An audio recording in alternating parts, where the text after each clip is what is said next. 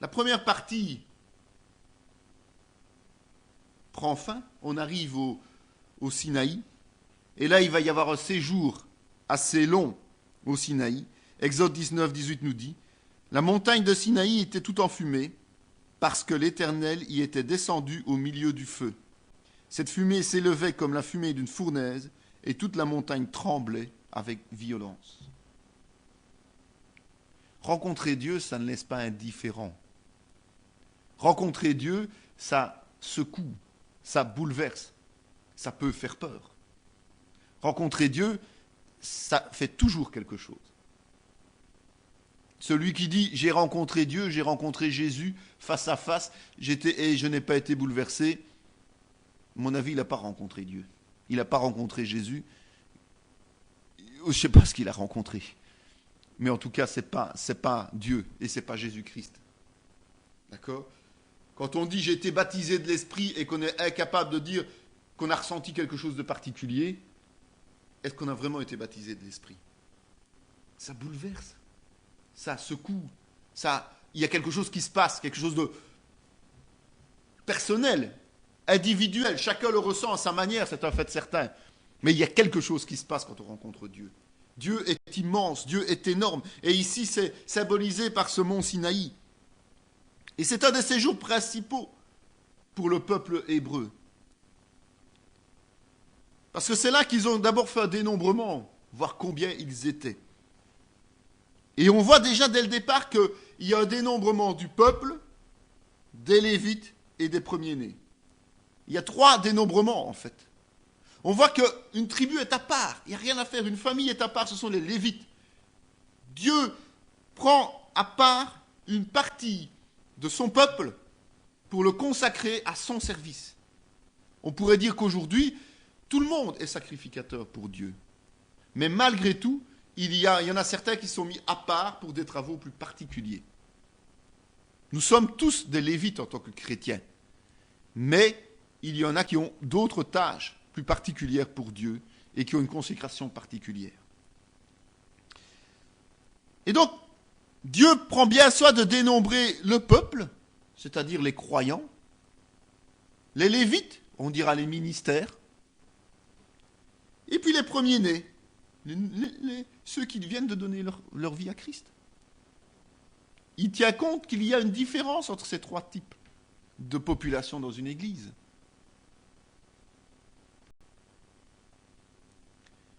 Et puis, ce mont Sinaï, qui est en fumée, qui est en feu, est l'endroit où il y aura les révélations les plus profondes pour le peuple hébreu. Les révélations indispensables qui vont orchestrer tout le reste de la vie du peuple hébreu jusqu'à aujourd'hui et pour demain encore.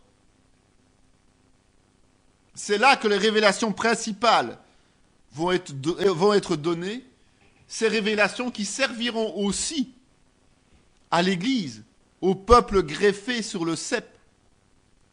C'est important de se rendre compte que ces révélations, elles seront tenues pour vraies aujourd'hui encore. Et c'est au travers de quoi, toutes ces révélations ? C'est au travers de l'intimité de Moïse avec Dieu. Celui qui n'a pas d'intimité avec Dieu ne peut rien recevoir de Dieu.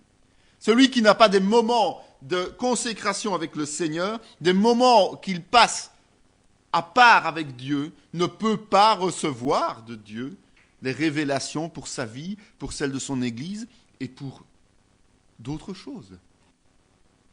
Il est primordial d'avoir cette intimité. Et on voit que Moïse monte sur le Sinaï, sur le mont Sinaï, pour recevoir de Dieu. Nous montons en prière, en adoration et en louange pour pouvoir recevoir de Dieu. C'est important de se rendre compte. Il y a des gens qui disent « oui, je fais ceci pour Dieu, je fais cela pour Dieu » et qui prient une fois de temps en temps, qui consacrent un peu de méditation de temps à autre, quand ils y pensent, quand ils ont envie, mais qui n'ont pas cette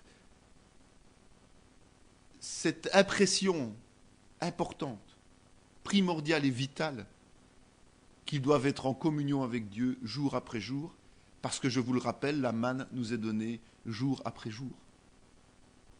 Et puis ils s'étonnent qu'un jour ils sont complètement en décalage. Ils sont complètement laissés de côté. Ils sont complètement en dérapage complet. Mais ce n'est pas étonnant. Ils ont oublié que chercher les voies de Dieu, ça se fait en intimité avec lui. Ils estiment ne pas en avoir besoin.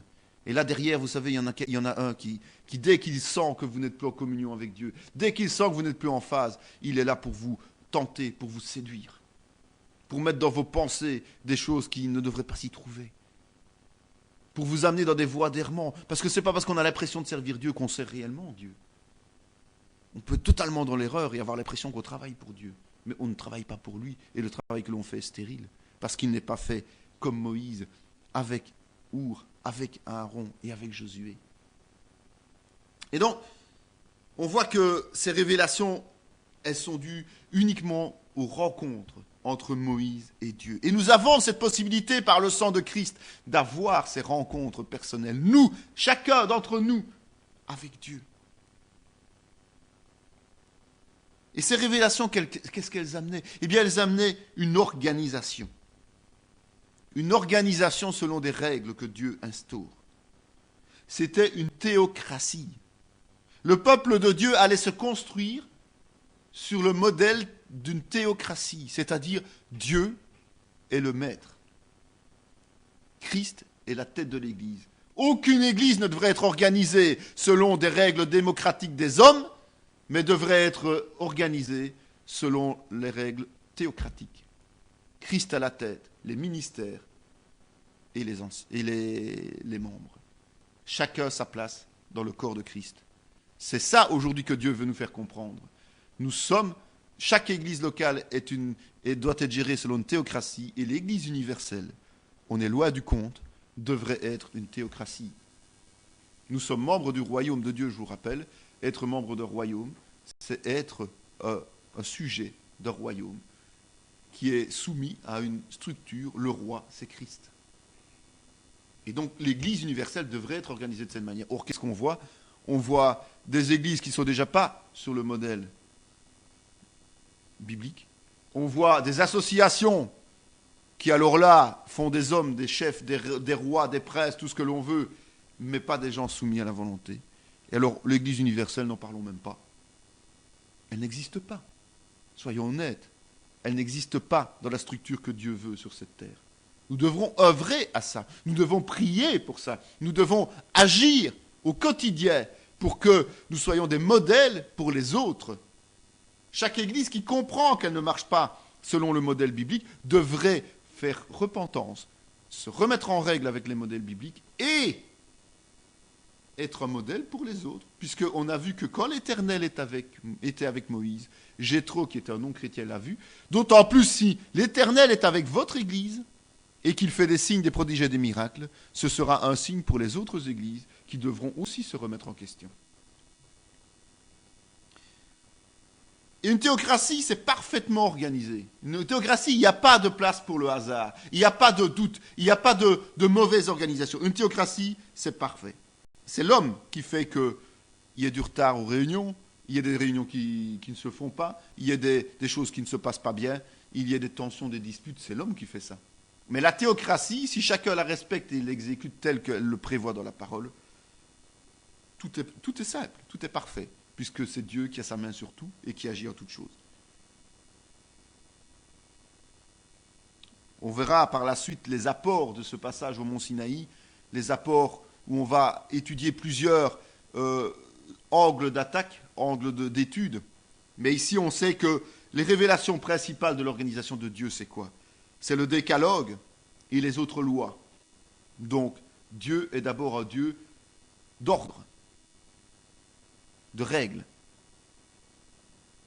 Dieu n'accepte pas qu'on soit confus dans ses façons de faire. Dieu n'accepte pas qu'on soit désorganisé. Dieu n'accepte pas que l'on fasse de l'à peu près. Dieu est un Dieu d'ordre. Il a d'abord donné le décalogue. Des règles très strictes à respecter, à ne pas enfreindre. Puis il a donné toutes les autres lois qui prévoyaient justement de prendre soin aussi des plus faibles, comme dans l'Église. C'est la deuxième chose. L'organisation des campements. Alors là, franchement, celui qui me dit que Dieu est un Dieu qui laisse la place à l'innovation extraordinaire de l'être humain qui va rêver faire telle ou telle chose, eh bien celui-là, il ne connaît pas sa Bible. Dieu a une place pour chacun et chaque chose. Et personne n'est freelance, personne n'est seul. Chacun doit être mis là où Dieu le veut. Et dans les campements, chaque tribu avait sa place, son ordre de marche, avait son rôle à jouer, avait sa destinée, selon les plans de Dieu. Et chaque membre des tribus devait respecter les règles dans sa propre tribu. Chaque membre de tribu avait son chef, et ses sous-chefs et ses sous-sous-chefs. Tout est organisé. Il n'y a pas d'improvisation. Il n'y a pas d'improvisation pour Dieu. On voit bien souvent des rassemblements où on improvise ce qu'on va faire parce qu'on n'a même pas préparé les choses. On fait du n'importe quoi, n'importe comment, et parce que tout le monde est content, on dit « Ah, c'est ouais par Dieu ». C'est faux. C'est pas par Dieu que c'est ouais.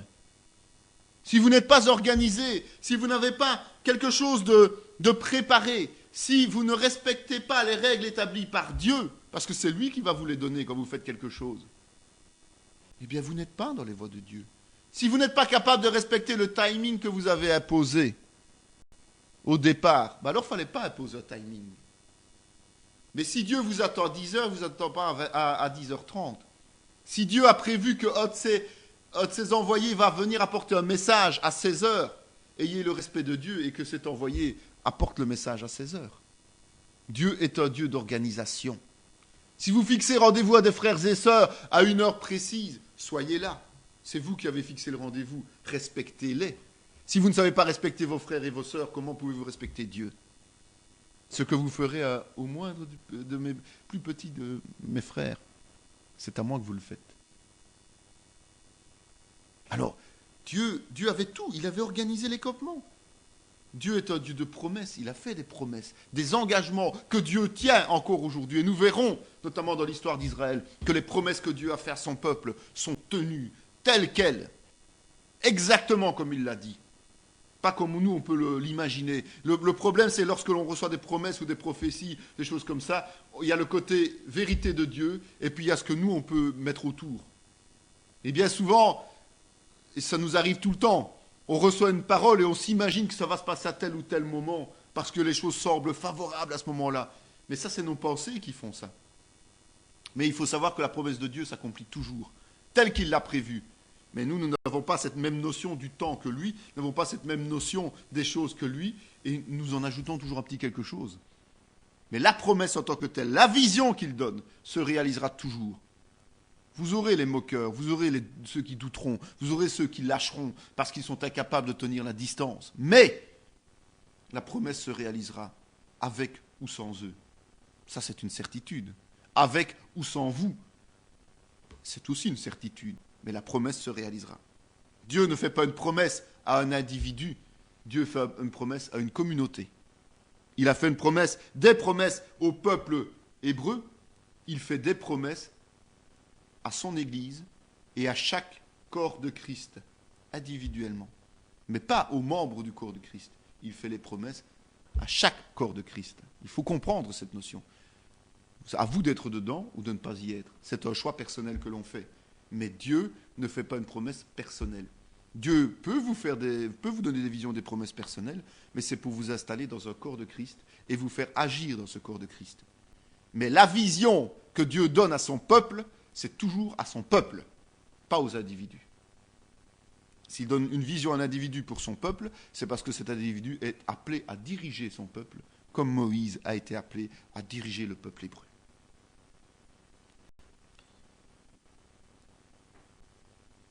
On voit qu'il y a aussi évidemment le lieu de culte.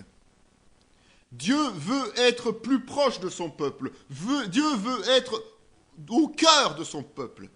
C'est pour ça qu'on dit que l'Esprit Saint vient dans notre cœur, vient nous habiter. Parce que quand Dieu a décidé d'être proche de nous, c'est très très proche de nous.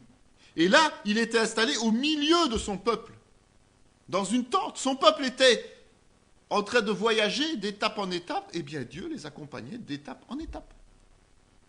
Mais il lui fallait un endroit où on pouvait venir lui parler directement, où on pouvait venir le rencontrer, et surtout lui pouvait agir et bénir son peuple parce qu'il était au milieu. Et évidemment, qui dit endroit où il est, dit organisation pour le servir. Et donc, toutes les structures, tout le fonctionnement sacerdotal est aussi transmis au mont Sinaï. Donc vous voyez que le peuple hébreu reçoit de Dieu tout ce qui est nécessaire à sa survie. Sur le mont Sinaï. C'est pour ça que l'endroit est si important. Que l'endroit est vital pour le peuple hébreu. C'est parce que c'est là qu'aussi l'alliance est conclue entre Moïse qui représente le peuple hébreu et Dieu. Une alliance perpétuelle. C'est aussi à ce moment-là que l'existence des 12 tribus, qui sont en fait l'émanation des enfants de Jacob devenus Israël, avec Joseph qui a reçu sa double portion, on voit que c'est là que l'existence des 12 tribus prend toute son importance. Comme je vous l'ai dit, Dieu est un Dieu d'ordre et d'organisation. Nous avons fait un petit plan en dessous où nous voyons la position de chaque tribu. Il faut savoir que notamment, par exemple, si vous prenez la première tribu qui était Juda, il faut savoir qu'Isaacar et Zabulon étaient sous les ordres de Juda. La même chose pour Gad et Siméon qui étaient sous les ordres de Ruben.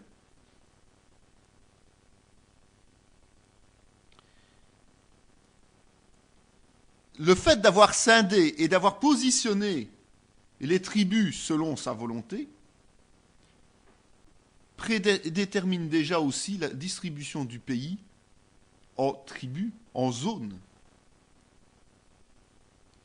Et toutes ces zones qui seront attribuées, mais il faudra vaincre, conquérir, par les armes, le territoire que Dieu va leur donner. Et observez un peu cette position. C'est schématique, évidemment. Mais on voit que l'Éternel, lui, n'est pas quelqu'un qui change d'avis. Oh, aujourd'hui je fais ça, demain j'arrête, je ferai ceci, après-demain je vais refaire ça, et puis je vais recommencer ceci, puis je vais... Ça, c'est l'être humain, ça. Dieu, il est logique, cohérent et permanent dans ses décisions. Ce que nous devrions être, hein. On devrait arrêter de manger à tous les râteliers, on devrait arrêter de changer tout le temps de position, on devrait arrêter de faire du n'importe quoi, n'importe comment. On doit rester là où Dieu nous place pour faire ce qu'on doit faire, lorsqu'on est persuadé que c'est bien là qu'on doit être. Eh bien, regardez bien. Il y a deux frères de Joseph, le patriarche, vous vous rappelez, le patriarche Joseph. Deux frères qui lui ont sauvé la vie. Vous vous souvenez de l'histoire du patriarche Joseph? Si Judas et Ruben n'étaient pas intervenus, les autres, ils le trucidaient. C'est marrant. On voit que Judas est en première position, avec Isaacar et Zabulon sous ses ordres. On voit que Ruben est en seconde position. C'est les deuxièmes à se mettre en ordre de marche, avec Siméon et Gad sous les ordres. Les deux tribus qui sont les émanations des deux frères de Joseph qui lui ont sauvé la vie, même s'ils ont quand même permis qu'il soit amené en esclavage, eh bien, sont placés en tête du convoi, en tête du campement. Et alors pourquoi plus Judas que Ruben? Rappelez-vous l'histoire de Joseph le patriarche. Il n'y a pas longtemps qu'on l'a vu. Qu'est-ce qu'il est dit avec Judas? C'est que quand Joseph, qui ne s'était pas encore dévoilé à ses frères, a voulu garder le plus jeune, Benjamin, après lui avoir tendu le piège du vol de cette coupe, et que Joseph a renvoyé ses frères vers Jacob, et qu'il a dit « je garde Benjamin », qu'est-ce que Judas a fait? Judas a dit « non, garde-moi, moi je m'offre à sa place.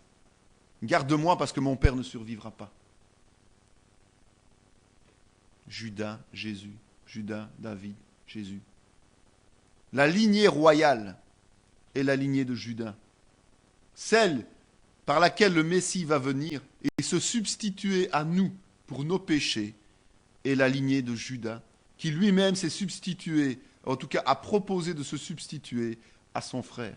Il a sauvé la vie de Joseph et il a voulu sauver la vie de Benjamin en se substituant à lui. C'est pas un hasard.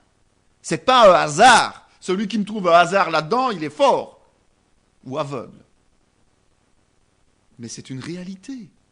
Judas a été choisi parce que justement, c'est celui qui a sauvé la vie de Joseph et qui s'est substitué à Benjamin volontairement, comme Jésus le fera plus tard. Vous aviez déjà vu ça dans la Bible? On n'y fait jamais attention. Mais Dieu est logique.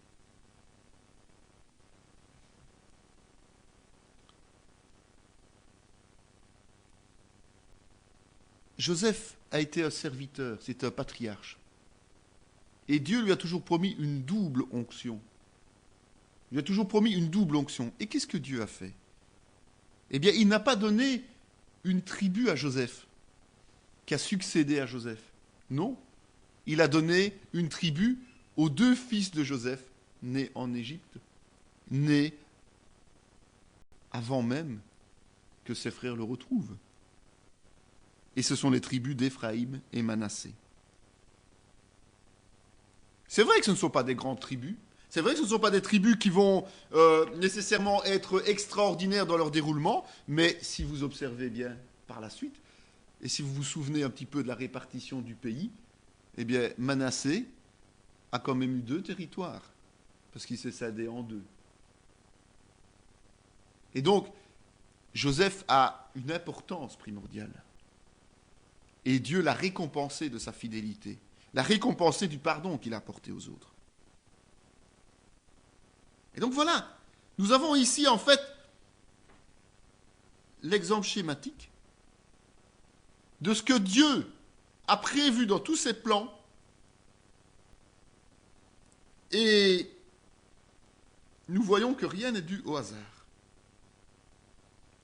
Nous voyons aussi évidemment que les Lévites, qui sont les sacrificateurs, qui sont les serviteurs de la tente de la rencontre, sont au centre du campement. Pourquoi? Et parce qu'ils se consacrent pleinement à Dieu et qu'ils ne doivent pas, eux, faire face aux ennemis, mais que toutes les tribus sont redevables de leur service, de leur sacerdoce. Alors non seulement ils doivent leur apporter les moyens de subsistance, mais ils doivent aussi les protéger. Ils doivent les protéger. Les ministères, je vous l'expliquais déjà précédemment, ne doivent pas commencer à prier pour eux-mêmes continuellement pour pouvoir réaliser ce que Dieu veut. C'est aux membres de l'Église, de prier et d'intercéder pour les ministères afin qu'ils puissent être libres d'accomplir leur travail. Cela ne veut pas dire que les ministères ne doivent pas prier, que du contraire, ils doivent peut-être prier 2 ou 3 fois plus que les autres. Mais ils ne doivent pas se soucier de leur protection. Mais ils doivent être sûrs qu'ils sont entourés des serviteurs de Dieu qui intercèdent chaque jour, à chaque instant pour eux.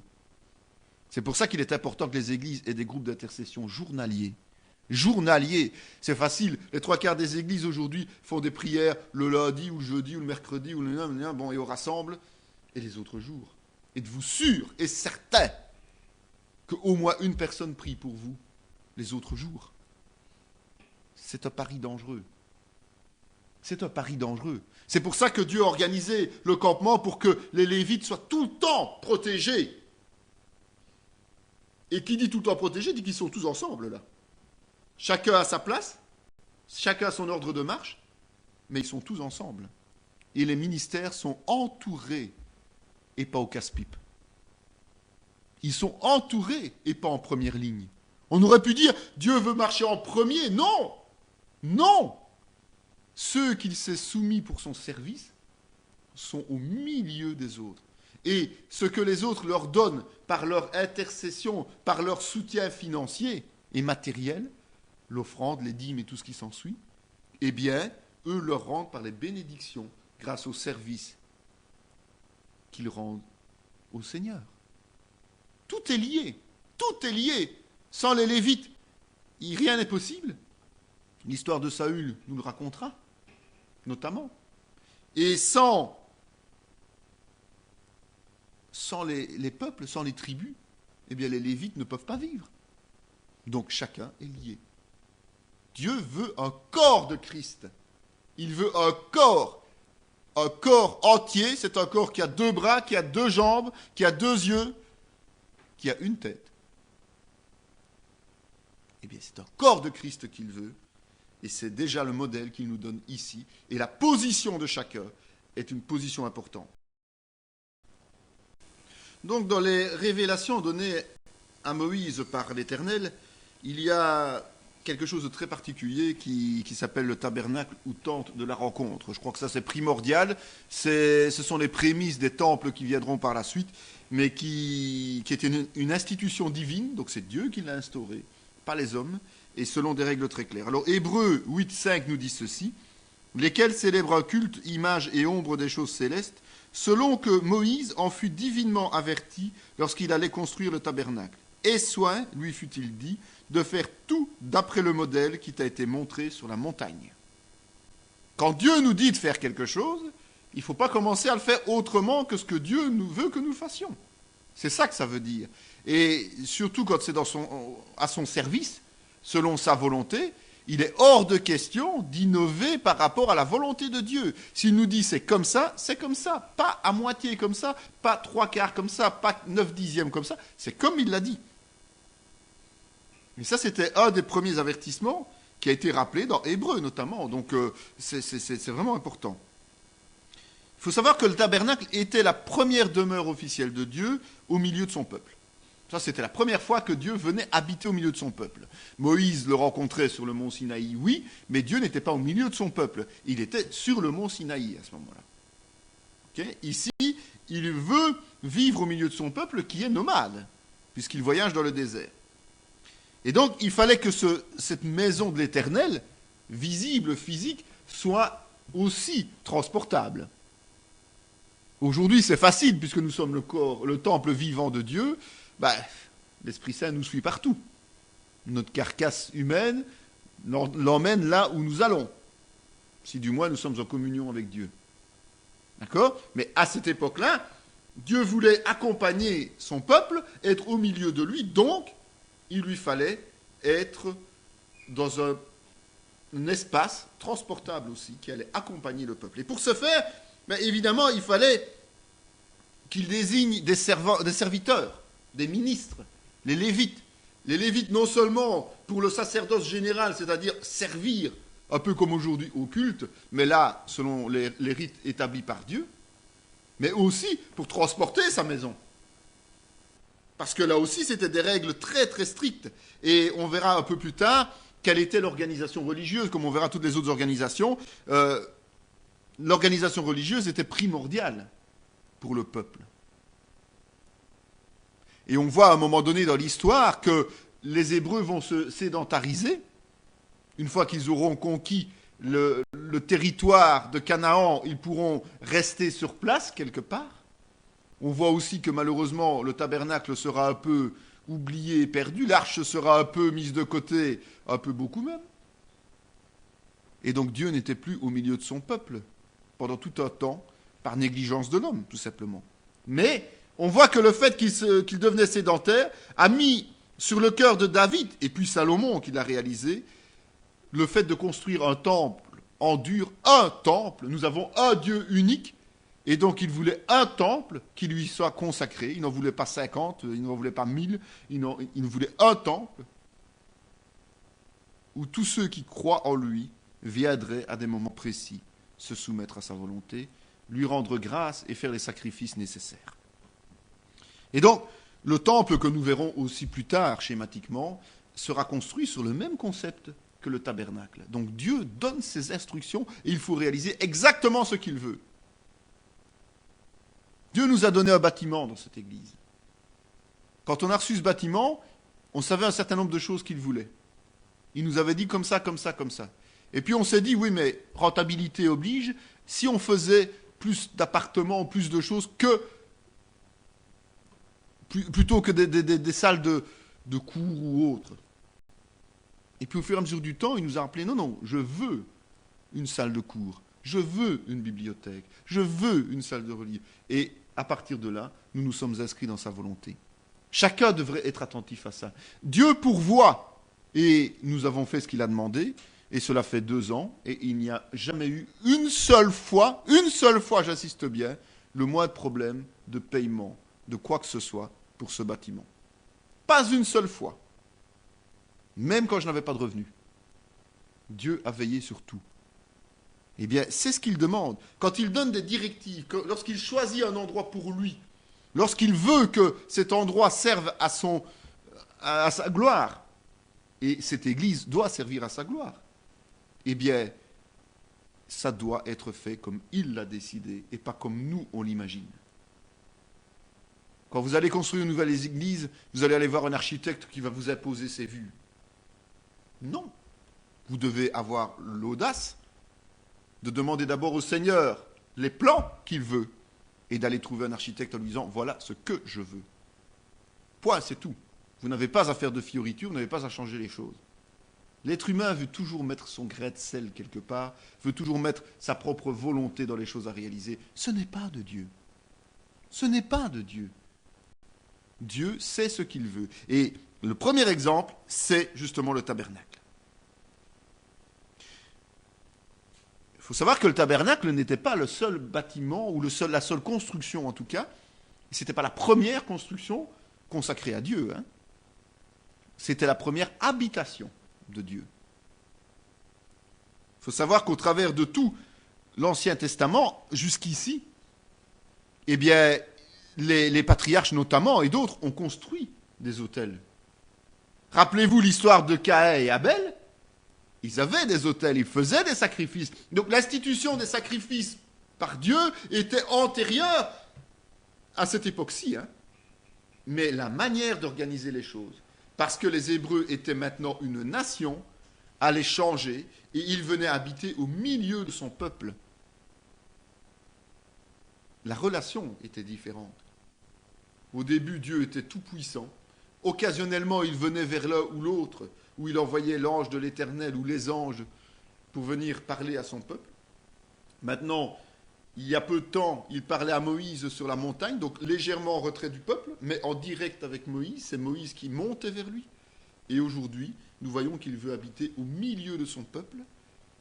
Et puis, le temps passant, il habite en nous. Voyez la progression. Tout est logique avec Dieu et tout est progressif avec Dieu. Et puis c'est nous qui allons monter vers lui pour vivre éternellement à ses côtés. C'est progressif. C'est progressif.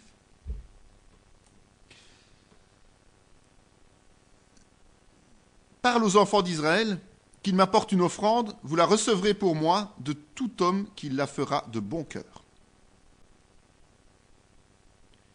Dieu voulait une maison qui lui appartienne. Un endroit où il pourrait vivre au milieu de son peuple. Un endroit digne de lui. Mais il voulait que ce soit fait, non pas par un miracle, par un prodige, il voulait que ce soit fait sur base d'offrandes volontaires. Le concept d'offrande volontaire prenait toute son importance ici. L'offrande, les dîmes que Dieu demande, ce n'est pas une option pour le chrétien. C'est une obligation si on veut vivre en harmonie avec Dieu. Ce n'est pas une option, la dîme. C'est une institution de Dieu. Mais si c'est pour le faire à contre-cœur, autant ne rien donner. La dîme et l'offrande, c'est quelque chose qui doit être fait avec le cœur, qui doit être fait avec le plaisir de justement rendre à Dieu une part de ce qu'il nous a donné. Si c'est pour se sentir contraint de le faire, ne le faisons pas. Nous amassons des charbons ardents sur notre tête, puisque nous le faisons en étant révoltés contre Dieu. Donc, n'acceptons pas les discours qui disent « vous êtes obligés d'amener la dîme ». Moi, j'ai même connu des pasteurs qui la prenaient de main à main, pour être sûr que les gens donnent bien leur dîme. J'en ai connu. C'est scandaleux. C'est honteux. Mais c'est honteux aussi que le chrétien qui se dit au service de Dieu ne donne pas sa dîme. mais il doit le faire volontairement. C'est quelque chose qu'il faut demander à Dieu de nous aider à faire. C'est quelque chose que Dieu va nous entraîner à faire.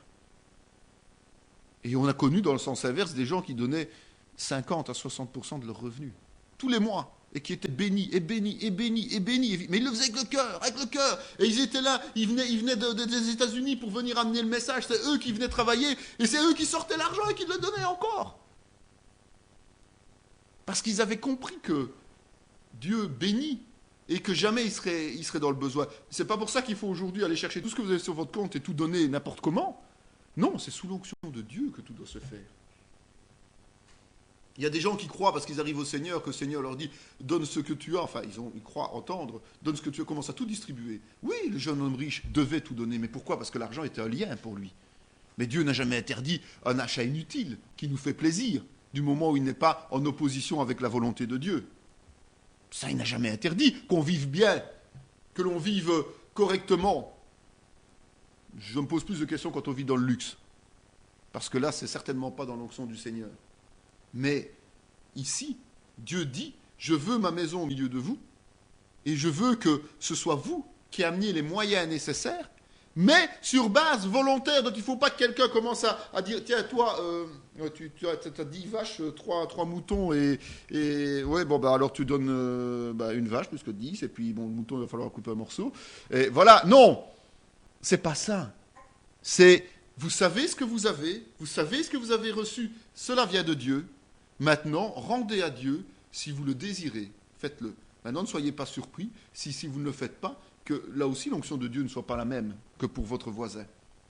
Parfois on se dit, mais pourquoi celui-là il est toujours béni? Pourquoi il n'est jamais dans le besoin? Pourquoi il n'a pas de problème? Pourquoi ceci? Pourquoi cela? D'abord, il en a certainement, mais qu'il ne dévoile pas, parce que, en général, les épreuves que Dieu nous donne, nous devons aussi, par exemple, quand nous jeûnons, nous devons être, ne pas le montrer à tout le monde et pas commencer à avoir un tel blafard et se laisser aller. Hein, bon, soyons clairs. Donc ça, c'est une chose. Donc les gens ont la décence de ne pas le montrer. Quand on est dans la voie de Dieu, en général, on ne montre pas trop, en tout cas, à l'ensemble. C'est logique. On doit savoir se conduire comme tel. Et puis, effectivement, posons-nous la question, mais cette personne est peut-être, elle, réellement dans l'obéissance du Seigneur. Vous savez, il y a un truc, quand on a vu mercredi tous ces jeunes qui venaient, moi c'est quelque chose qui m'a frappé et heurté. Il y avait le groupe de louanges où ils sont venus devant, ils sont venus profiter, mais alors pleinement, mais alors plus que pleinement, et peut-être parfois trop, de ce groupe qui venait faire la louange et tout. Et puis quand on a passé le panier pour l'offrande, comme j'ai dit, les offrandes étaient proportionnelles au plaisir qu'ils ont pris. Hein. Inversement proportionnel. Inversement proportionnel. Quand le panier est arrivé à nous, il y avait au moins 20 jeunes devant, au moins 20 jeunes. S'il y avait 10 € dedans, c'était énorme. Et comment ils font, eux, ceux qui doivent acheter le matériel, ceux qui doivent faire les déplacements, ils venaient de Flandre? Comment? Non, c'est scandaleux, moi je dis. Ça, ce sont des parasites, des gens qui profitent et qui ne savent pas donner. On peut comprendre que des étudiants n'ont pas beaucoup de moyens. On peut comprendre. Mais qu'il y ait quand même un geste, si Dieu donne, qu'on rende. Et ça, c'est ça qu'il faut comprendre. C'est ce que Dieu voulait ici. C'est que le peuple ne puisse pas simplement bénéficier de la présence de Dieu, mais qu'il paye sa petite part pour pouvoir bénéficier de la présence de Dieu au milieu des tribus.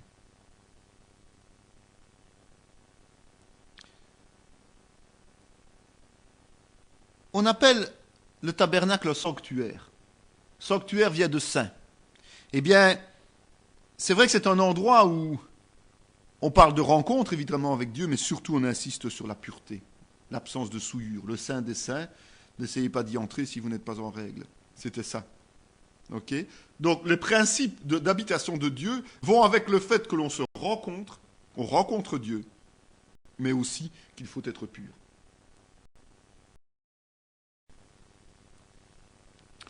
Alors les dons, justement, pour la construction du tabernacle, puisque Dieu veut des offrandes. Vous savez, aujourd'hui, comme avant, comme demain, une église ne peut vivre que sur base de la générosité de ses membres. Si personne ne donne, on ne sait rien faire. Si personne ne soutient l'église, on ne peut pas faire d'évangélisation. On ne peut pas avancer dans le matériel. Vous savez, moi j'aime bien les gens qui « Ouais, on pourrait faire ça, on va faire ça, on va faire ça. » Et puis vous dites « Avec quels moyens ?»« Oh ben Dieu va pourvoir. » C'est pas biblique. Dieu veut que chaque chrétien pourvoie aux besoins de son Église, et cette Église peut à ce moment-là établir les budgets pour pouvoir réaliser les choses qui sont dans la vision que le Seigneur a donnée, et pas ce qu'on a envie de faire. Pas seulement ce qu'on a envie de faire. Et on propose à l'Église, et l'Église peut donner les moyens si elle en a. Si elle n'en a pas, c'est pas la faute à Dieu, c'est la faute à ses membres. Il ne devrait jamais y avoir d'église pauvre. Vous allez m'expliquer comment une église de 200-300 personnes doit encore gratter les fonds de tiroir pour fonctionner. C'est pas normal. Il ne devrait pas y avoir d'église pauvre. L'ascétisme n'est pas une demande de Dieu. Une église doit être riche. Est-ce que le tabernacle était pauvre? Est-ce que le temple de Dieu était pauvre? Non! Une église doit être à la gloire de Dieu. Or, si on sait que nous sommes pauvres, nous ne reflétons pas la gloire de Dieu. Une église doit avoir les moyens d'agir. Une église doit avoir les moyens de faire toutes les actions que Dieu veut pour lui. Si elle doit attendre parce qu'elle n'a pas de moyens, soit que ce n'est pas le moment, soit que ses membres sont responsables. C'est tout. Il ne faut pas chercher d'excuses. Il ne faut pas chercher de trouver une autre raison que ça. Le tabernacle dépendait de la générosité des Hébreux. L'Église dépend de la générosité de chaque membre. Et donc, Dieu appelle le bon vouloir de chacun. Il ne veut pas imposer les choses. Il dit, venez, venez, donnez ce que vous voulez. Si vous le faites de bon cœur, sinon ne donnez rien.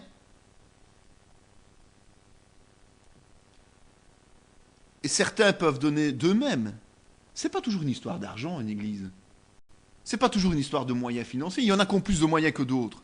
Ok, il y en a qui ont moins de temps que d'autres. Parfois, c'est souvent lié. Celui qui a plus de moyens a moins de temps, c'est parce qu'il travaille à des fonctions quand même où il y a des revenus, mais il a moins de temps à consacrer. Donc, il va plutôt donner des moyens. Mais il y en a d'autres qui ont du temps libre. Et du temps libre, c'est aussi faire don de soi au Seigneur. De nouveau, avec le cœur. Si on ne vient pas volontairement, on ne vient pas. Ça ne sert à rien. Si on ne sait pas consacrer du temps personnellement avec joie, on ne le fait pas. De se donner soi, c'est aussi faire une offrande à Dieu. Je n'ai pas nécessairement toujours besoin de parler d'argent. C'est une obsession dans le siècle actuel. On parle que de matériel, que d'argent, que d'argent, que d'argent. Non! Mais le fait que l'on soit à la disposition de l'Église permet parfois de générer d'autres moyens ou de faire des choses qu'on n'a simplement pas le temps de faire. Évidemment, la paresse l'entraîne souvent. Ça, c'est le problème. C'est qu'on travaille, et on travaille un peu, puis après, on n'a plus envie parce que... Et puis là, on trouve toutes les excuses du monde en disant « Oui, mais c'est l'Église qui demande trop, oui, mais c'est le pasteur, oui, mais c'est ceci, oui, mais c'est cela. » Toutes les excuses sont faites pour s'en servir. Mais ce ne sont que des excuses faites pour s'en servir. À mauvais escient. C'est ça le problème. Alors, les dons, qu'est-ce qui se passait? Il y avait plusieurs règles. Il y avait plusieurs règles qui sont reprises dans la Bible. Et la première chose que l'on peut voir, c'est que les dons proviennent de biens personnels. C'est-à-dire que chacun donne au Seigneur. C'est pas collectif, c'est pas un groupe, c'est pas une tribu, c'est pas... Non, chaque membre du peuple hébreu est invité à participer personnellement. C'est trop facile de dire oui, je l'entends souvent, moi, merci Seigneur pour ce que le pasteur a fait comme travaux dans l'église. Mais on se moque de qui, là? On se moque de qui? Alors on est en train de bénéficier des bénédictions de Dieu parce que quelqu'un d'autre a fait le travail et s'est consacré. Non, c'est pas ça ce que Dieu veut. Dieu dit, chacun doit payer sa part. Chacun doit offrir au Seigneur ce qu'il peut. C'est trop facile de dire merci pour les autres. Et de ne pas soi-même consacrer le temps, ou l'argent, ou les moyens, ou je ne sais quoi, ou les idées, qu'est-ce que je sais. Tout est cadeau pour Dieu. Donc, il faut être généreux. La générosité, c'est offrir une part de soi, que ce soit de ses avoirs ou de sa personne. Les cadeaux qui sont apportés pour la construction du tabernacle correspondent aux besoins pour la construction du tabernacle. Ça veut dire quoi? Ça veut dire que souvent, ce qu'on fait, c'est je vais changer de télé, j'ai une super neuve, la mienne a 15 ans ou 16 ans, je vais donner à l'église. Ça, je ne dois pas aller au parc à containers en plus, pratique. ou bien je change de salon et je vais donner. Non. Ça, c'est utiliser l'Église comme un rebut. Utiliser l'Église comme un truc où l'on donne tout ce dont on n'a pas besoin. C'est ne pas donner de son essentiel comme la pauvre petite veuve qui donne la piécette de son essentiel. C'est faire comme les pharisiens, qui montrent qu'ils ont donné et qui, en réalité, n'ont rien donné du tout. Ils n'ont fait que se débarrasser de leur excès, de leur excédent. Et donc, ça, c'est se donner bonne conscience devant Dieu. Alors, si vous estimez que l'Église a besoin, au hasard, je ne sais pas moi, d'un lecteur DVD, comme ça je suis sûr que personne ne comprendra que je veux un lecteur DVD, l'Église en a un. D'accord ? Je prends l'exemple d'un lecteur DVD. Si vous trouvez qu'il faut un lecteur DVD pour l'Église, pourquoi vous achetez un nouveau à vous et vous amenez l'ancien à l'Église ? Achetez un lecteur DVD à l'Église, un nouveau. Voilà ce que ça veut dire. Lorsque vous dites « j'achète ça, mais je le garde à mon nom parce que ça me servira à l'Église, mais enfin ça me servira aussi à moi », est-ce que vous êtes honnête avec Dieu ? Est-ce que simplement vous n'êtes pas en train de vous dire « j'achète ça parce que j'ai envie de me l'acheter et accessoirement l'Église va l'utiliser ». Alors, utilisez les mots qu'il faut utiliser. Dire « écoute, j'achète ça ». Et je sais que l'Église en a besoin ponctuellement, en attendant que l'Église ait les moyens ou que j'ai les moyens d'en offrir à l'Église, eh bien, on pourra utiliser mon matériel. Mais ne trouvez pas d'excuses auprès de l'Église. Dieu ne veut pas ça, Dieu veut les meilleures choses. Et donc, n'essayons pas d'avoir bonne conscience. Dieu voit tout, Dieu sait tout. Faisons plutôt en sorte d'être honnêtes vis-à-vis de Dieu et vis-à-vis de son Église.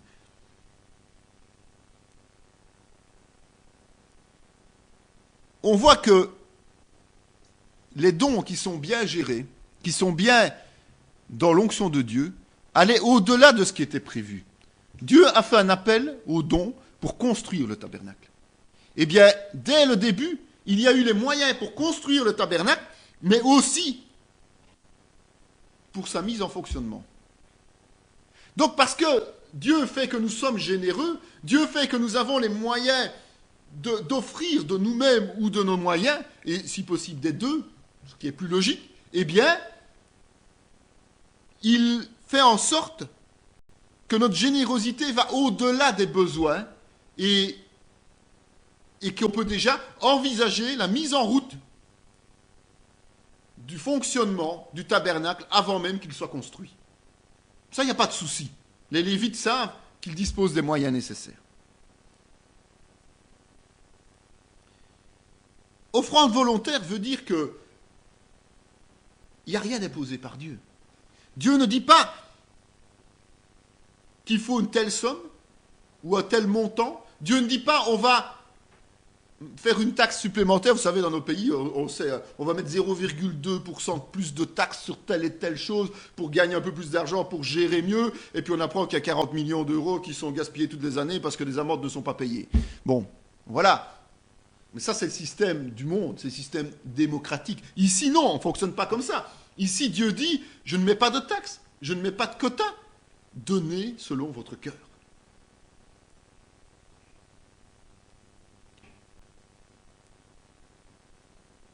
Il y avait des taxes aussi au niveau de Dieu, ça c'est sûr. Il y avait des règles précises. Mais pour ce genre d'intervention, pour ce genre de soutien, pour l'Église, pour le tabernacle, là, il ne voulait rien fixer, c'était le cœur qui devait parler. Et c'est sûr et certain que parmi les Juifs, certains n'ont rien apporté. Ça, on peut en être certain. Ils n'ont rien apporté.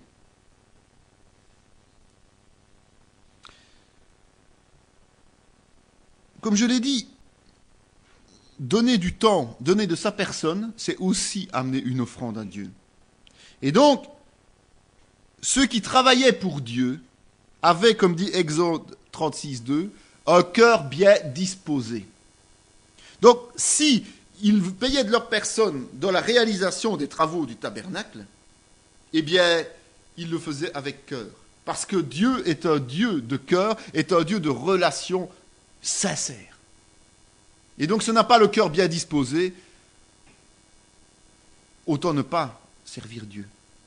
Parce que Dieu ne veut pas de cela. Il ne veut pas d'esclaves, nous avons le libre choix. On voit que Dieu a institué ce principe de générosité dans le cœur de l'homme. Sauf que ce n'est pas quelque chose d'inventé et d'imposé. L'homme est par nature normalement généreux. C'est la chute qui a fait que l'homme a perdu cette générosité pour souvent. C'est pour ça qu'on retrouve d'ailleurs dans des hommes déchus parfois des gens très généreux. Jamais trop généreux, mais très généreux.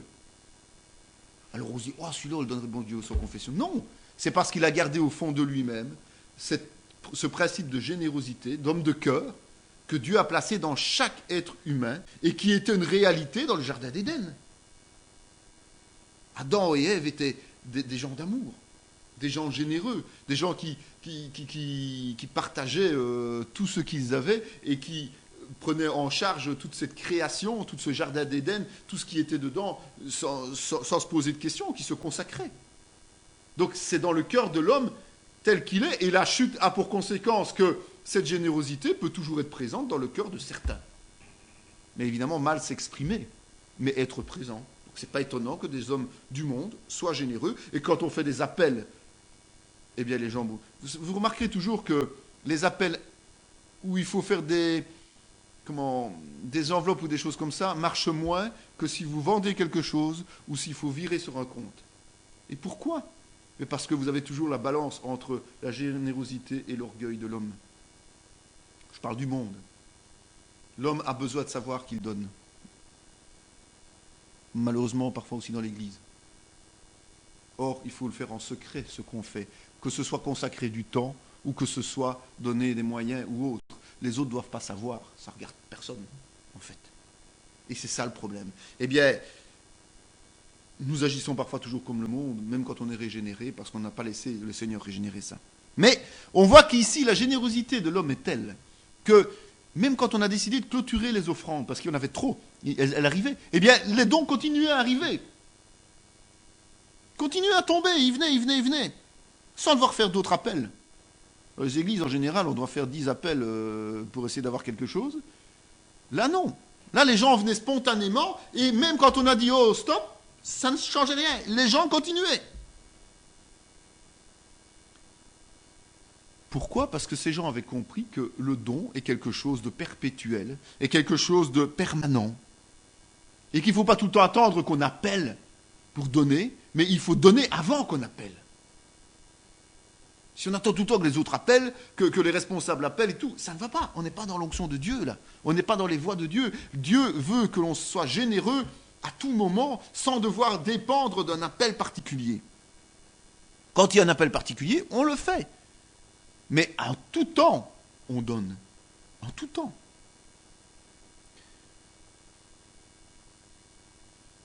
On voit que ce sont les donateurs qui venaient déposer leurs dons. Ça aussi, c'est important. C'était les donateurs qui venaient déposer leurs dons. Ce n'est pas quelqu'un qui passait chez eux pour les reprendre. Ce n'est pas quelqu'un qui avait son petit panier qui passait devant tout le monde pour recevoir. C'est pas ça. Ceux qui voulaient donner faisaient la démarche d'aller apporter leurs dons aux responsables et pas l'inverse. C'est vraiment une démarche complète, l'offrande, le don. C'est une démarche complète, j'insiste bien. C'est-à-dire non seulement on donne de bon cœur, sinon on ne donne pas, mais en plus on fait la démarche d'aller apporter. On n'attend pas qu'on vienne chercher chez nous. C'est très désagréable, sincèrement. Quand vous faites une collecte, comme on peut dire dans nos églises, et que vous devez aller devant les gens, à la limite vous allez demander, vous allez quémander. Et alors la personne, si elle n'a pas envie de donner, elle se sent quand même obligée de donner. C'est pas correct, c'est pas loyal. C'est pour ça que bien souvent, de plus en plus d'églises utilisent le principe qu'on utilise, des enveloppes, où chacun va remettre l'enveloppe dans l'urne, s'il le veut, rempli, vide, chacun fait ce qu'il veut, chacun sa conscience et sa responsabilité vis-à-vis de Dieu. Mais c'est important, ça aussi. Mais il y a aussi un truc particulier qui s'est passé là, qui n'arrive que très rarement dans les églises de ce siècle, c'est qu'à un moment donné, il y avait trop d'argent. Il y avait trop d'argent. Vous imaginez, vous voyez déjà une église qui a trop d'argent, vous, de nos jours ? Ça n'existe pas. On n'a jamais assez parce que les gens ne sont pas assez généreux, parce que ça ne rentre pas, ou on dépense mal aussi. Mais là, il y avait trop d'argent. Les dirigeants ont été obligés d'arrêter. Vous imaginez aussi la sagesse des dirigeants à ce moment-là qui ont dit « Halte ! On en a trop de l'argent !» Aujourd'hui, une église qui aurait trop d'argent devrait l'utiliser pour soutenir d'autres églises, évidemment. Parce que nous sommes plusieurs dans le corps de Christ et que certains ont de grands besoins. Mais, à cette époque-là, il n'y avait que les Juifs. Il n'y avait pas d'autres peuples frères. Ils n'étaient qu'entre eux. Donc, à un moment donné, il y avait trop. Et trop, c'est trop. Ils auraient pu en profiter. Ils auraient pu se dire, oh bah, trop, bah, on va faire un petit prélèvement d'un côté, un petit prélèvement de l'autre, on va ranger ça, bon, et puis pour finir, bon. Non, ils n'ont pas voulu. Ils étaient à ce moment-là dans la sagesse du Seigneur. Et cette sagesse faisait justement qu'ils voulaient éviter de tenter les plus faibles d'entre eux, de tenter justement tous ceux qui auraient pu chuter par le fait qu'il y avait profusion de biens et profusion de moyens.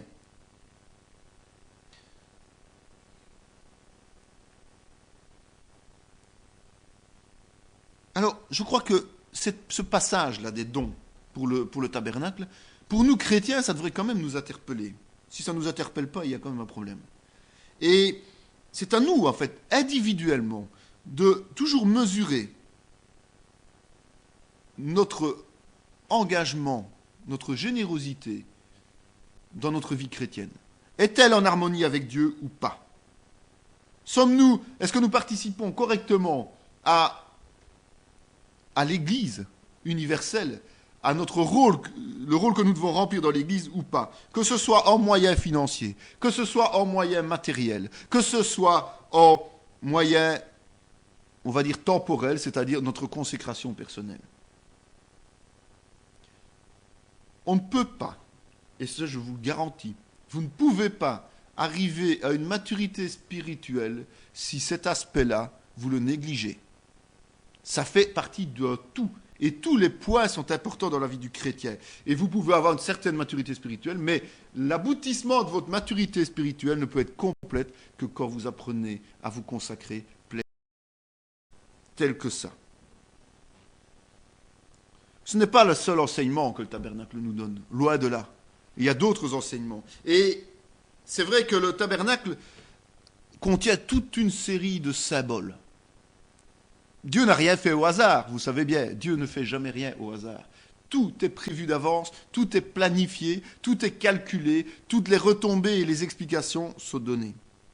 Et je crois qu'il est intéressant, ici on va faire un petit topo du matériel qui a été utilisé pour le tabernacle. Ça n'aurait pas pu être un autre, parce que Dieu a déterminé que c'était celui-là.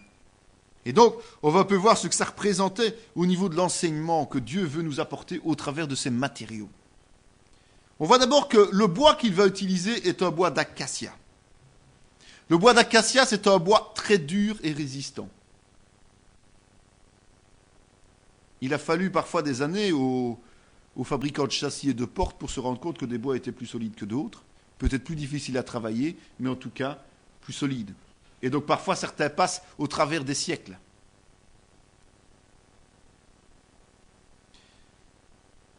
Être dur et résistant à quoi ? Aux insectes aussi. Dur et résistant aux intempéries, mais aux insectes aussi. Il ne faut pas le traiter pour qu'il empêche les insectes de venir le piquer. D'accord ? Et donc en fait, être dur et résistant, aux attaques des insectes notamment, c'est symboliser la résistance aux attaques du malin. Et le seul qui a été capable de résister à toutes les tentations et à toutes les attaques, c'est qui ? C'est Jésus-Christ.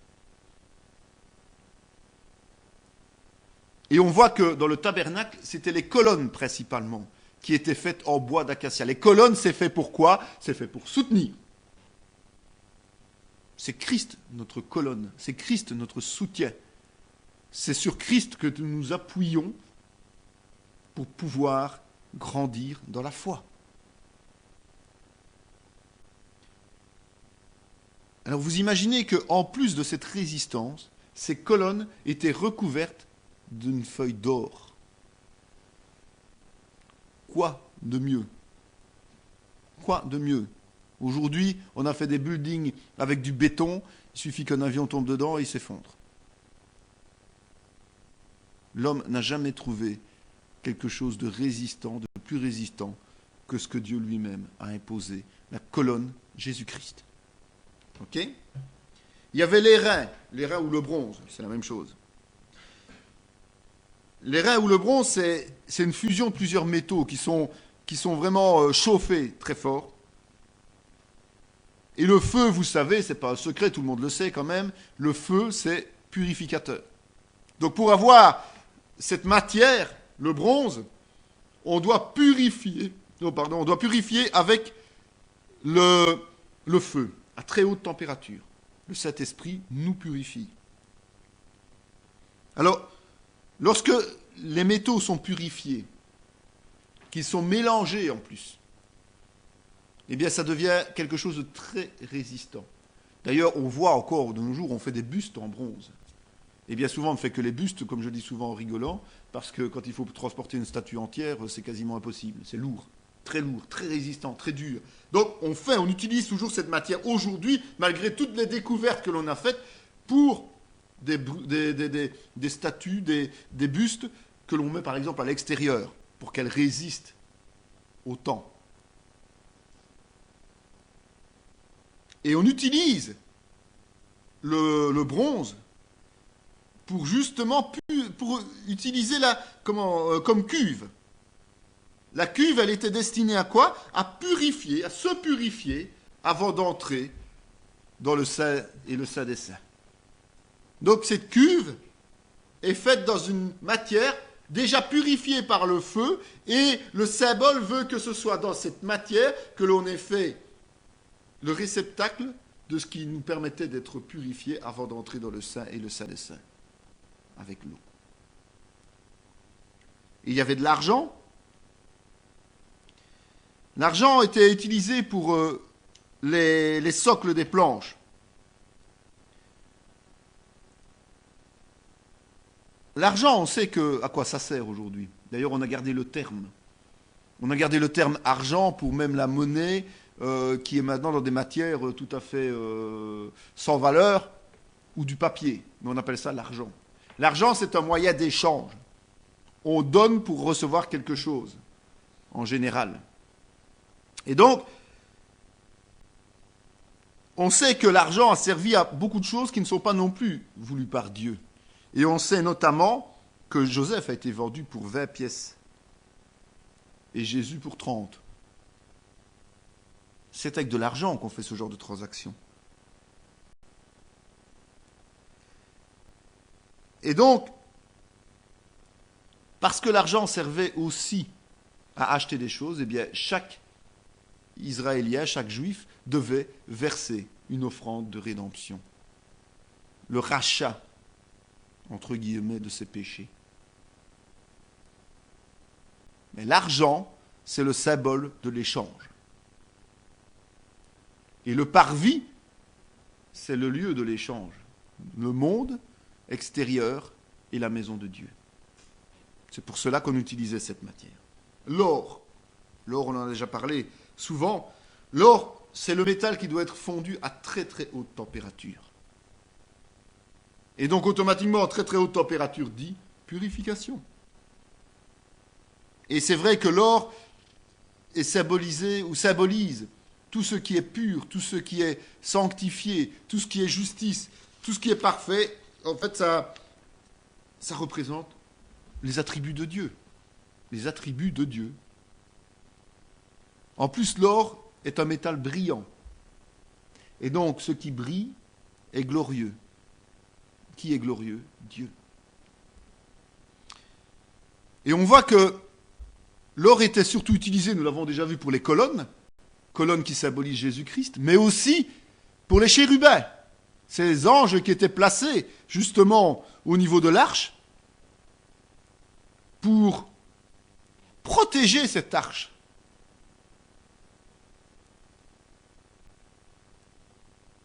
L'arche aussi, évidemment, était en or, en tout cas recouverte d'or. Tout ce qui concerne Dieu en priorité, en direct, était en or.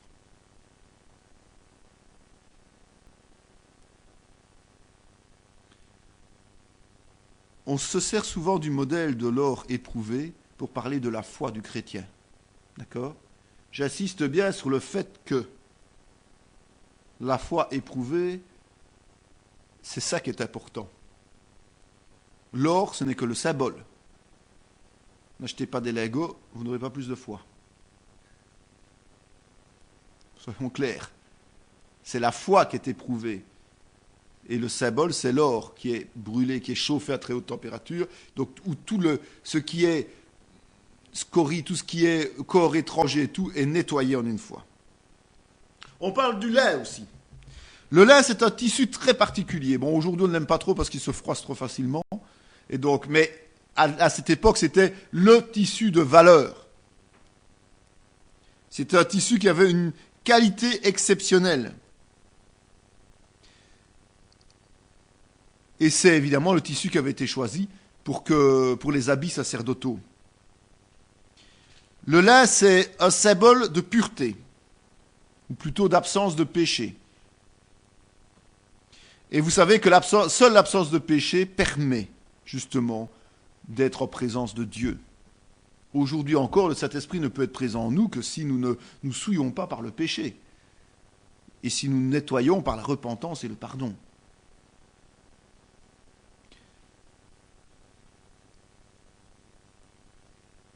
Dans Ézéchiel, il y a des prophéties, ça vous le savez. Ézéchiel était un prophète, ce serait malheureux qu'il n'y ait pas de prophétie dans Ézéchiel. Mais à un moment donné, il y a un passage où il parle d'un homme revêtu de fin lin. Et c'est cet homme qui est choisi pour marquer justement ceux qui résistaient à la compromission, ceux qui n'avaient pas accepté la compromission avec le péché dans le peuple d'Israël. Donc c'est cet homme avec un vêtement de fin lin, donc qui symbolisait un saint, quelqu'un de saint, de pur, qui avait la tâche de désigner ceux qui étaient restés fidèles à Dieu, de les marquer pour ne pas qu'eux succombent au jugement de l'Éternel.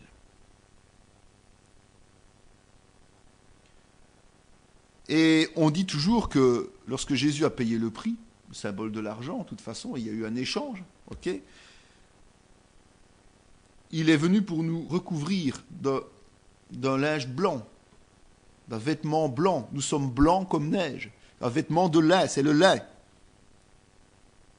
Et par le fait qu'il se soit substitué à nous, qu'il nous ait recouvert de ce vêtement blanc, eh bien nous avons un accès direct à Dieu. Chaque chrétien. Et nous pouvons avoir une relation directe avec Dieu. On parle ensuite du poil de chèvre. Le poil de chèvre, on le retrouve dans l'histoire d'Élie. Le manteau d'Élie, le fameux manteau d'Élie. Le manteau qu'il a utilisé pour recouvrir Élisée et qu'il a abandonné lorsqu'il est parti dans les cieux et que Élisée lui avait demandé de le conserver. Le poil de chèvre, dans ce cas-ci, ce manteau, ça symbolise l'onction du Saint-Esprit pour celui que Dieu a choisi. Donc Dieu, au travers du geste d'Élie, a montré son onction et a dit c'est celui-là que je choisis. C'est un symbole de l'onction du Saint-Esprit. C'est pour ça qu'on utilise le poil de chèvre. L'autel des holocaustes. C'est l'autel qui servait au sacrifice qu'on appelle de substitution. Ça veut dire qu'on faisait couler du sang des animaux pour nos propres péchés. D'accord ? Donc on substituait déjà, à ce moment-là, au lieu d'aller nous égorger sur l'autel, eh bien, on préférait choisir les animaux, quoi. Plus pratique quand même. Hein. C'était l'autel de substitution. Mais c'est vrai que dans Hébreux 9, 22, on rappelle ce passage-là. En fait, l'autel des holocaustes symbolise le sang que Jésus va verser pour nous, a versé pour nous maintenant. Donc, allait verser à cette époque-là. Mais ce sang a coulé une fois pour toutes, évidemment. Donc il n'y a plus de raison d'avoir aujourd'hui un autel des holocaustes pour le chrétien.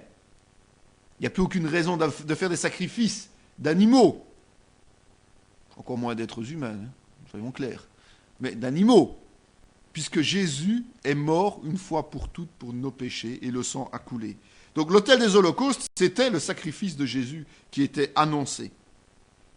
On parle de peau de bélier et de dauphin pour couvrir justement cette tente. Et il faut que que cette tente soit couverte non seulement quand il pleut, mais aussi quand il y a trop de soleil. Et donc on utilisait une double couche, 2 types de peau qui venaient se superposer. Dauphin, on devine que c'était pour l'étanchéité. Bélier, on suppose que c'était plus pour l'isolation. Je n'ai pas fait les tests avant de venir, donc je ne saurais pas vraiment vous confirmer à 100% que c'est ça, mais la logique voudrait que le dauphin soit une peau qui était quand même assez, enfin même tout à fait étanche. Et le bélier, c'est toujours une peau épaisse, et donc qui peut protéger, isoler. Nous savons que tout chrétien a besoin de protection. Et aujourd'hui, on reçoit non seulement le casque du salut, mais la cuirasse de la justice, la ceinture de vérité et le bouclier de la foi. C'est nos peaux, ce sont nos peaux. Et donc la peau de bélier et de dauphin qui étaient les protections de la tente du tabernacle, eh bien aujourd'hui, nous chrétiens qui sommes le temple de Dieu, nous sommes protégés par d'autres protections, mais qui sont bien réelles. À nous de les installer au-dessus de notre tête ou autour de nous. À nous de les mettre en place. On avait ensuite le voile qui sépare les 2 parties de la tente. Donc vous savez que le lieu saint qui est utilisé par les sacrificateurs tout simplement. Et puis il y avait le Saint des Saints où Dieu se trouvait. Et là qui était gardé par les chérubins en or. Et où seul le grand sacrificateur avait accès une fois par an. Et il avait intérêt à être réglo, le mec. Sinon, ce voile, il est déchiré maintenant. Il est déchiré pour pouvoir justement nous permettre d'être intimement liés à Dieu chaque jour. Pas une fois par an, comme certains pourraient le croire ou le faire, mais chaque jour. Comme je le disais, la manne, c'est quotidien. Donc chaque jour, nous devons aller chercher auprès du Seigneur sa bénédiction. Alors, il y avait les planches du contour qui étaient en bois d'acacia, on a déjà vu ce qu'était le bois d'acacia, recouvertes d'or. Ça devait quand même peser un certain poids, le tabernacle, l'air de rien. Recouvertes d'or, enchâssées dans des socles d'argent, nous avons vu aussi, et elles étaient reliées entre elles. Le fait que les planches étaient reliées entre elles, d'abord c'est parce qu'il fallait que ça tienne, soyons clairs, mais le symbole de cela, c'est que c'était le peuple de Dieu qui commençait à naître. Et toutes ces planches reliées entre elles faisaient qu'il y avait une unité qui s'installait. C'est en fait l'annonce de l'Église universelle. Chaque homme né de nouveau est symbolisé par une planche, c'est pas compliqué à comprendre. Chaque être humain est la lumière du monde. Chaque chrétien est la lumière du monde, donc recouvert d'or. Fondé sur quoi? Sur le sacrifice de Jésus, socle d'argent, ce fameux socle qui sert d'échange. Et il œuvre dans l'unité. Ce qui nous lie tous les uns aux autres, c'est quoi? Le Saint-Esprit. Nous sommes un seul esprit, par la puissance de l'amour. Le Saint-Esprit nous relie par l'amour que nous avons les uns pour les autres. Nous sommes censés avoir, en tout cas, les uns pour les autres. On en arrive à l'arche. L'arche qui avait ce fameux propitiatoire qui était recouverte d'or pur. Donc c'est pas comme maintenant, on ne fait pas des 12 ou des 18 carats. Là, c'était de l'or pur, hein, du vrai or. Ça veut dire que nous devons être purs. Pas seulement aux yeux des autres. Ça, c'est la religiosité. Il y a des spécialistes pour ça dans d'autres religions. Ça ne sert à rien de le faire chez nous. Mais c'est d'être pur à l'intérieur.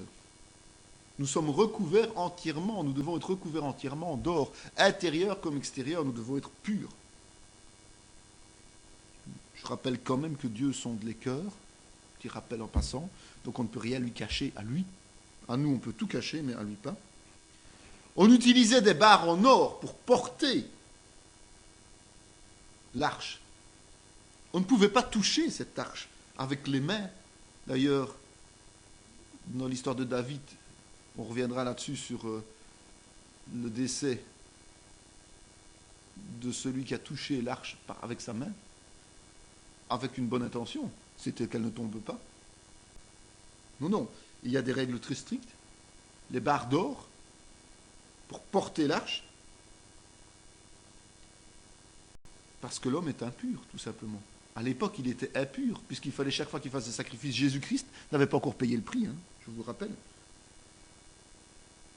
Nous, maintenant, nous pouvons toucher Dieu. Parce que Christ a payé le prix. C'est plus la même chose qu'avant. Christ a payé le prix. Nous pouvons toucher Dieu.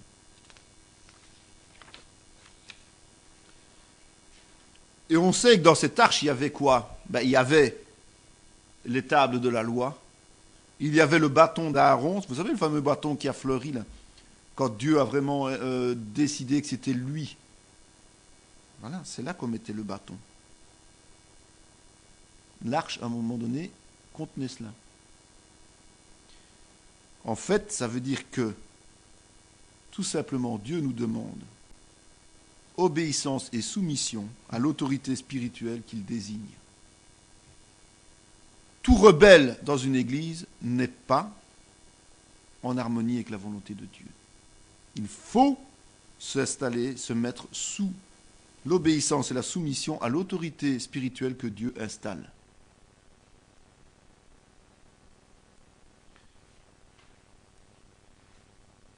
Le propitiatoire, comme je vous ai dit, c'est ce qui se trouvait au-dessus de l'arche.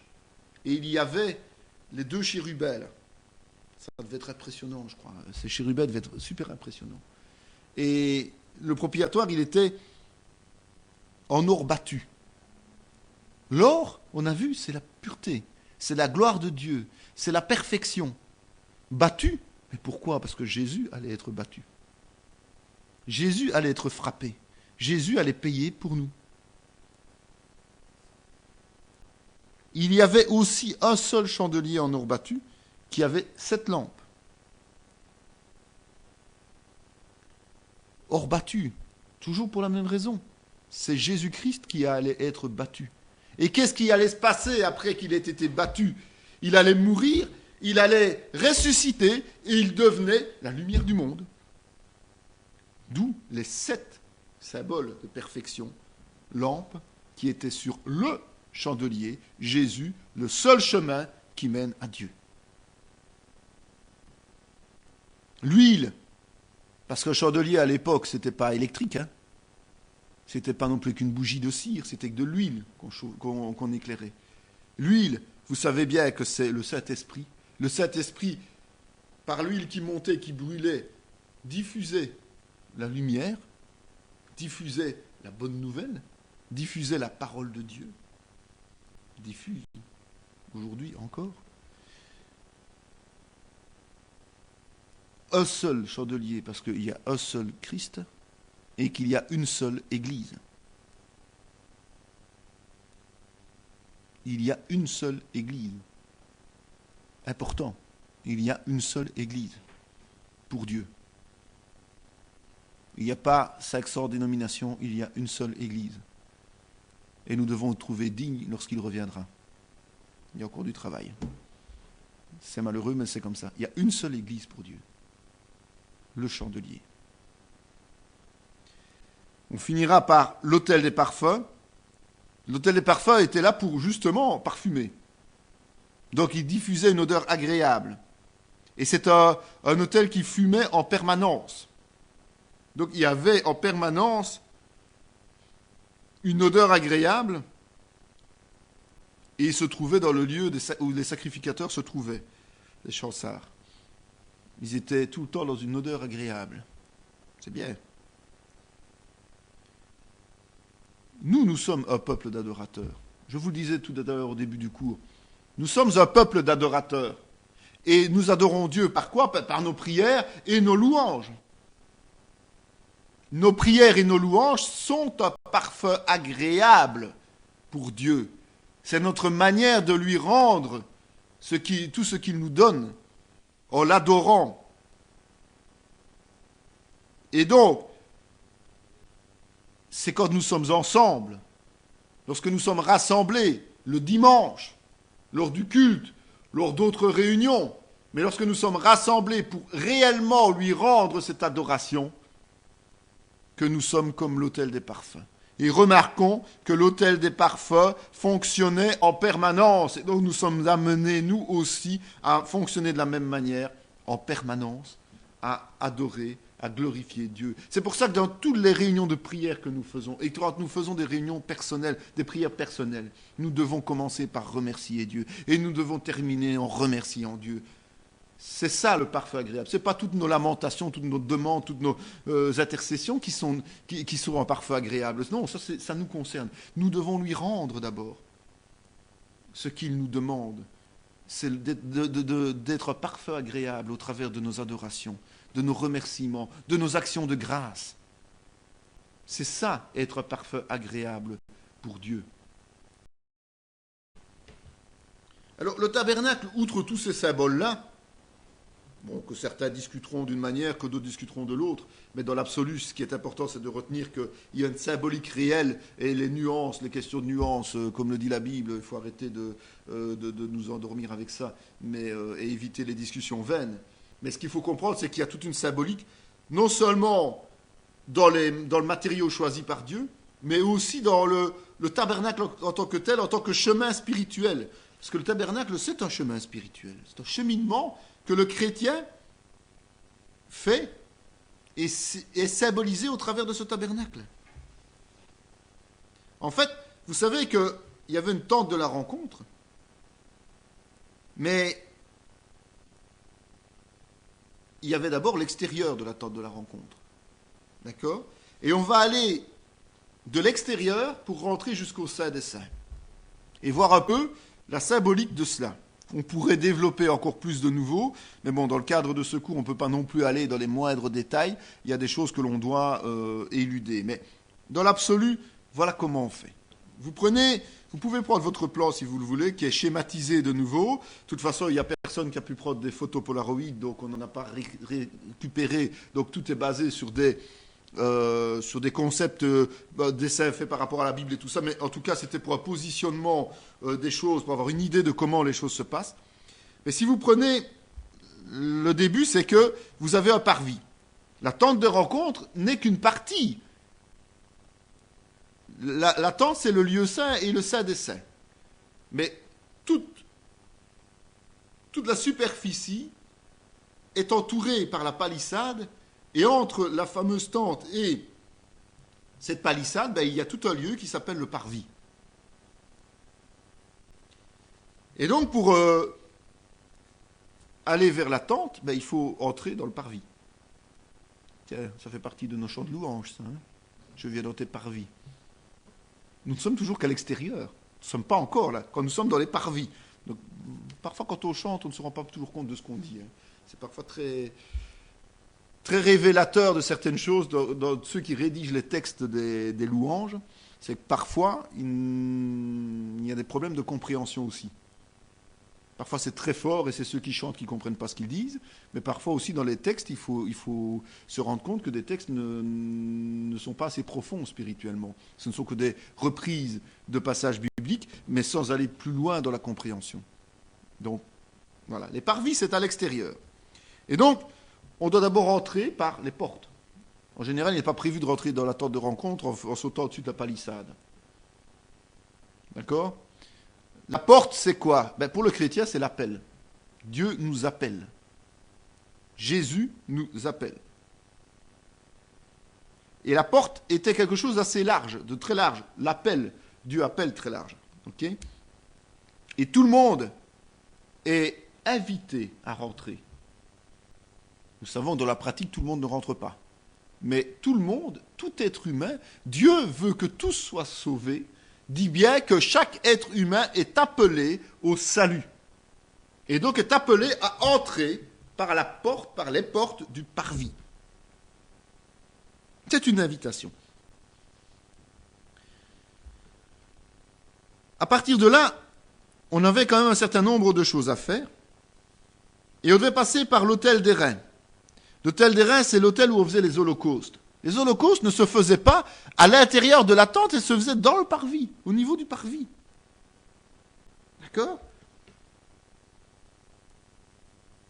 L'holocauste, c'est le symbole de la conversion. On répond à l'appel et on va faire don de soi. L'holocauste, c'est là où on tuait et brûlait les animaux qui remplaçaient notre propre sacrifice. Donc, c'est le signe de la conversion, une nouvelle vie commence. Notre ancienne vie meurt, la nouvelle vie commence, nous nous convertissons. C'est clair qu'il fallait que le sang coule, et le sang de Jésus a coulé pour nous. Nous sommes bien d'accord. Après, le sacrificateur allait se laver les mains et les pieds. Dans la fameuse cuve des reins dont je parlais tout à l'heure, les reins, qui est le métal dur, purifié, eh bien, il allait se laver les mains pour entrer dans le lieu saint, le fameux lieu saint. Donc, il entrait là dans la tente de la rencontre.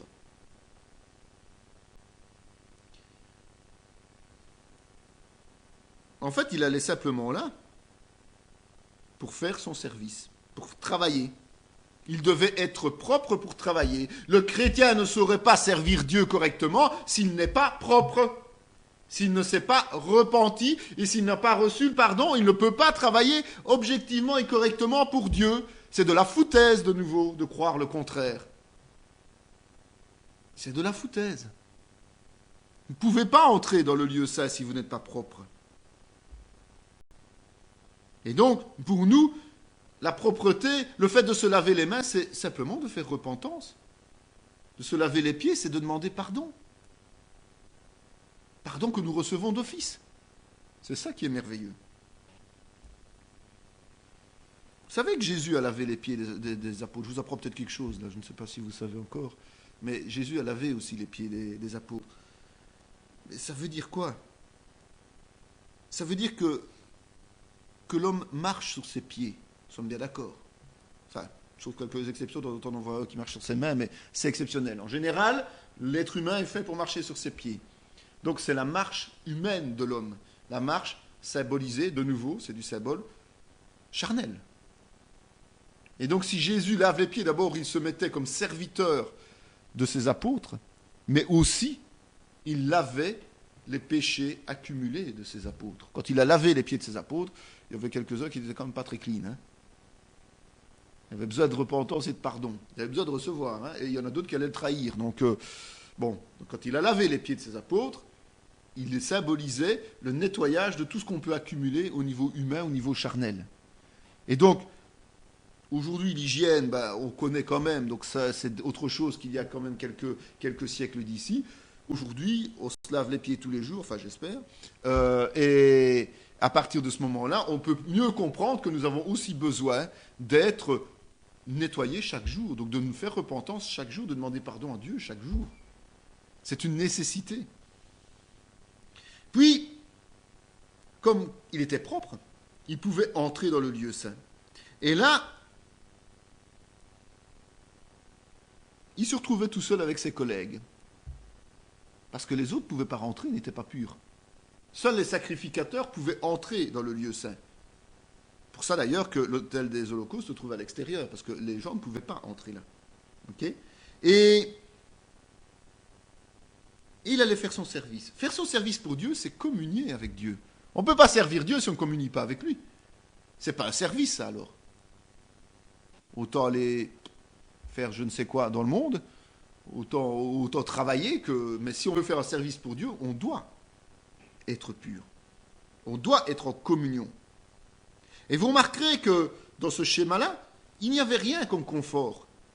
Ils n'étaient pas bien installés, il n'y avait pas de chaise, il n'y avait pas de fauteuil, il n'y avait pas... ils ne savaient pas prendre leur pause, là, entre nous. Hein. Quand ils allaient servir Dieu, ils servaient Dieu. Et ils ne s'occupaient pas du reste. Ils n'avaient pas de confort, rien n'était prévu pour que ce soit confortable. Ils se consacraient pleinement à Dieu, ils sacrifiaient leur temps à Dieu. Il n'y avait rien.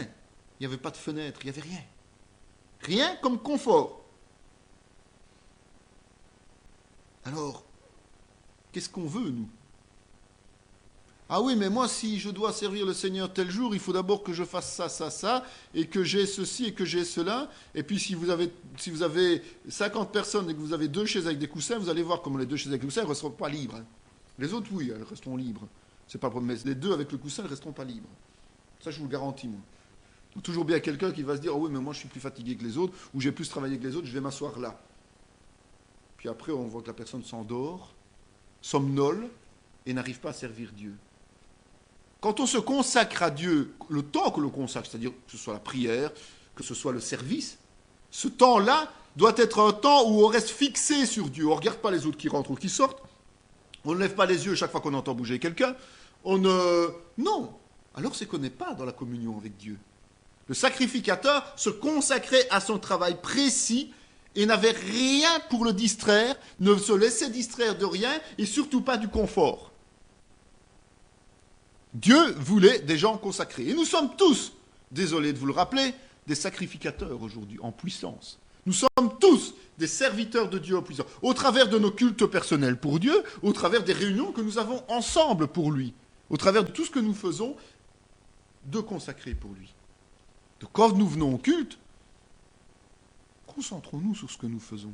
On serait plus enjoué si on était un peu plus concentré au lieu de se tracasser de ce qui se passe autour, de ce que le voisin fait, de ce que... Moi, je suis toujours sidéré quand j'apporte un message comme ça et qu'on entend un bruit dans la salle, il y a les 3/4 des gens qui se retournent. C'est que personne n'est concentré sur ce que le Seigneur veut enseigner. Ceux qui me font croire qu'ils sont concentrés quand ils sont tout le temps distraits, enfin une interrogation. C'est pas étonnant que beaucoup de pasteurs qui ont fait ce test, moi je ne l'ai jamais fait, je ne le ferai jamais, de demander ce qu'ils ont raconté juste à la fin du culte et qu'ils ont déjà plus des 3/4 des gens qui ne sont même pas capables de dire ce qu'il a dit. C'est effrayant. Que vient-on faire dans une église? Que vient-on faire? Se montrer pour que les autres voient qu'on est là? Crier bien fort quand on chante pour montrer pour faire entendre qu'on chante, qu'on sait chanter ou pas. Parfois on croit qu'on sait chanter, on chante faux et parfois l'inverse. Hein, bon, ça dépend des gens. Mais qu'est-ce qu'on vient chercher au culte? Voir qu'on est là? Voir les autres? Non, je suis désolé. Quand on vient au culte, quand on vient à une réunion de prière, on vient pour Dieu. Uniquement pour Dieu. Alors les matchs de foot, on en parle après le culte. Quand on rentre dans l'église, on se met dans l'onction de Dieu. On essaie tout doucement de rentrer dans la volonté de Dieu. Et à partir de là, on se rend compte qu'on vit autre chose. On vit quelque chose de plus particulier. C'est pas celui qui va dire les plus beaux mots et les plus grandes paroles et qui va crier plus fort pendant le temps de prière, qui est celui qui vit le mieux sous l'onction de Dieu. Hein. Excusez-moi. Ça peut, mais pas nécessairement. Et bien souvent, c'est pas. Mais c'est comme ça. Donc, à nous, à ce moment-là, d'être comme ces sacrificateurs, de ne pas nous laisser distraire par quoi que ce soit, mais de nous concentrer sur notre travail pour Dieu. Le travail de sacrificateur. Et c'est seulement parce qu'on était en communion avec Dieu. Et c'était le cas du grand sacrificateur, maintenant c'est notre cas à tous, que c'est cette communion avec Dieu qui, grandissant, nous permet d'entrer dans l'intimité de Dieu. Être en communion avec Dieu et entrer dans l'intimité avec Dieu, ce sont 2 étapes différentes. La communion, c'est déjà une bonne chose, mais le meilleur, c'est l'intimité. C'est quand le grand sacrificateur pouvait entrer dans le saint des saints. Là où l'arche de l'alliance se trouvait, là où il y avait le propiatoire, c'était le seul lieu de rencontre avec Dieu. Dans le lieu saint, il ne rencontrait pas Dieu. Dieu était derrière le voile et personne ne le rencontrait directement. Il fallait arriver dans le Saint des Saints pour être en présence de Dieu et être intimement liés avec lui. Et aujourd'hui, ce chemin est ouvert du parvis, de la porte du parvis jusqu'au Saint des Saints. Nous avons accès. À nous de le saisir, à nous de l'accepter. Parce que nous avons besoin tout simplement d'être dans l'obéissance du Seigneur. Et à partir de ce moment-là, tout nous est ouvert, tout nous est autorisé, tout nous permet. Donc, n'espérez pas être en communion avec Dieu si vous ne consacrez pas du temps. N'espérez pas être dans l'intimité de Dieu si vous êtes incapable d'entrer en communion avec Dieu. C'est étape après étape, évidemment. Et la communion, vous ne pouvez l'avoir que si vous êtes pur. Mais nous avons cette clé extraordinaire qui est la repentance. Cette clé qui est offerte à tout le monde et qui nous permet d'être pardonnés de nos péchés. Ça, c'est essentiel. Mais encore faut-il que nous franchissions le pas de demander pardon, d'accepter de le recevoir. Combien de fois j'entends des gens revenir 100 fois sur le même péché qui a déjà été pardonné? D'ailleurs, je ne sais pas, mais comme Dieu dit qu'il oublie tout, chaque fois qu'on revient avec ce péché-là, il dit, mais c'est quoi ça? Je ne connais pas moi. Il me parle de quoi, lui? Puisqu'il l'a oublié, il l'a pardonné. Pourquoi vous venez lui rappeler?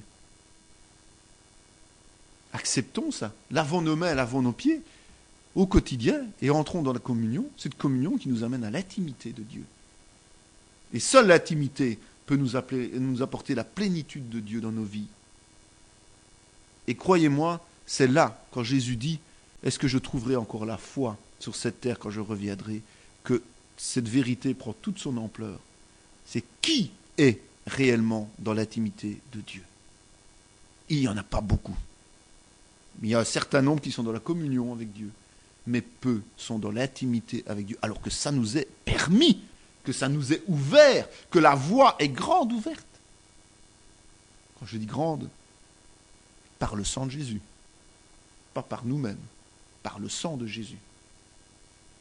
Alors qu'est-ce qu'on attend pour bénéficier de ça? Qu'est-ce qu'on attend pour connaître la paix de Christ dans nos vies? Qu'est-ce qu'on attend pour tous ensemble aller dans le Saint des Saints? Cette vidéo fait partie intégrante de la formation en théologie pratique dispensée par la mission de théologie Emmanuel de Parakou, Bénin, sous l'autorité académique du Centre chrétien Emmanuel SBL, Spa, Belgique. Pour mieux connaître nos activités, voici nos différentes adresses.